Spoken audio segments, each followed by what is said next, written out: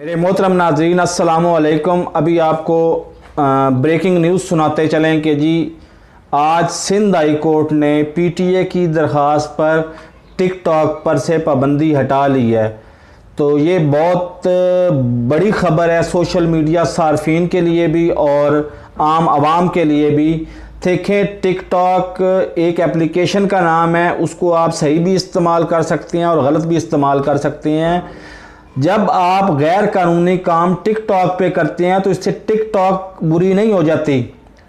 उसी वक्त जब आप गैर कानूनी काम टिकटॉक पे कर रहे होते हैं तो उसी वक्त कुछ चंद लोग वो टिकटॉक पे कुरान पाक की तलावत और हदीसें भी सेंड कर रहे होते हैं।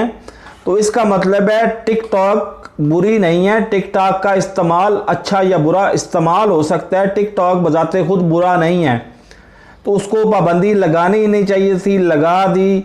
तो उसके बाद पाबंदी हटा ली है तो हमें उसका खैर मकदम करना चाहिए और हमें स्पेशली हुकूमत को मुबारकबाद देनी चाहिए जिसकी दरख्वास्त पर उसने हाई कोर्ट ने पाबंदी ख़त्म की है। तो ये अच्छी खबर थी, ये आपसे शेयर करनी थी कि टिकटॉक पे पाबंदी ख़त्म हो चुकी है।